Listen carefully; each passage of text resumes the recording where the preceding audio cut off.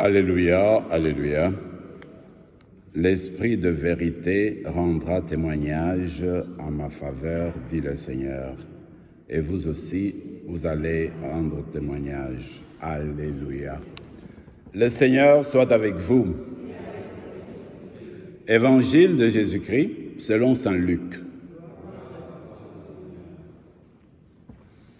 En ce temps-là, Jésus disait à ses disciples, « Je vous le dis, quiconque se mettra déclaré pour moi devant les hommes, le Fils de l'homme aussi se déclarera pour lui devant les anges de Dieu.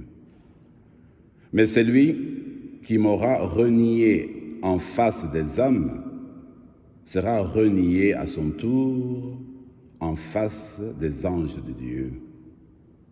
Quiconque dira une parole contre le Fils de l'homme, cela lui sera pardonné.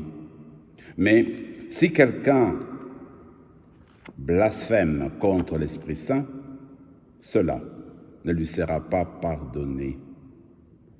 Quand on vous traduira devant les gens des synagogues, les magistrats et les autorités, ne vous inquiétez pas de la façon dont vous vous défendrez, ni de ce que vous direz, car l'Esprit Saint vous enseignera à cette heure-là ce qu'il faudra dire. Acclamons la parole de Dieu.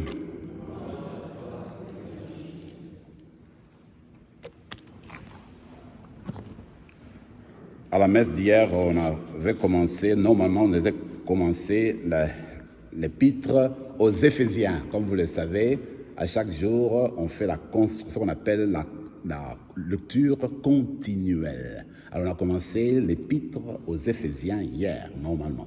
Alors aujourd'hui, on continue. C'est encore au début de l'épître. Ce qui est beau de voir quand Paul parle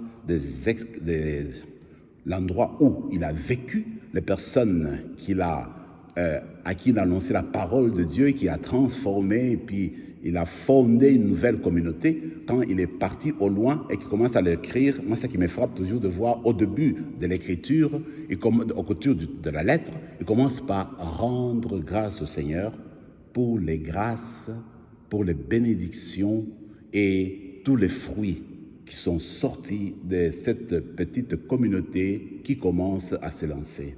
Alors déjà, aujourd'hui, dans ce texte d'aujourd'hui, le tout premier texte du livre, eh bien, Paul rend grâce au Seigneur pour tant de bien.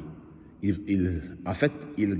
rend grâce au Seigneur pour le beau qui arrive prendre temps dans la communauté. Tout ce qui est beau, tout ce qui est bien, eh bien, il rend grâce au Seigneur. Alors moi, je me dis, en fait, il faudrait regarder où nous vivons, dans nos familles, dans notre paroisse ici, à la cathédrale, apprendre à reconnaître le beau qui s'est fait parmi nous, dans la communauté, savoir reconnaître les grâces qui viennent de Dieu, reconnaître l'action de l'Esprit Saint dans une communauté. Alors je vous propose aujourd'hui, alors qu'on va célébrer cette messe, que le Seigneur nous donne la grâce de savoir s'ouvrir et reconnaître la présence active de Dieu au milieu de nous, dans notre communauté, dans nos paroisses, mais aussi dans nos familles. L'évangile d'aujourd'hui, je voudrais seulement dire un mot sur l'évangile de l'Esprit, parce que, regardez, hier c'était la fête de Saint Luc, le 18. Alors Luc, on sait très bien que c'est l'unique qui, d'une manière spéciale, met de l'emphase sur l'esprit. Et dans son évangile, et aussi dans les actes des apôtres, pour montrer comment l'Église, qui a commencé à renaître, a commencé à se répandre dans le monde entier, il y a eu l'action de l'esprit. Alors vous et moi, si nous ne faisons pas attention, souvent nous mettons à côté l'Esprit Saint. Et pourtant, un baptisé, normalement, ne peut pas fonctionner sans l'Esprit du Seigneur. D'ailleurs, Paul lui-même le dira, si toi là, un jour tu as la force de te mettre debout et dire « Jésus est fils de Dieu », tu l'annonces, tu le fais, mais tu le fais avec la force de l'Esprit Saint. Rien ne peut se faire dans la foi, rien ne peut se dire dans l'évangile de Dieu sans le concours de l'Esprit. Et beaucoup d'auteurs le disent, quand tu regardes même dans l'évangile, Jésus-Christ n'a rien fait sans le concours de l'Esprit.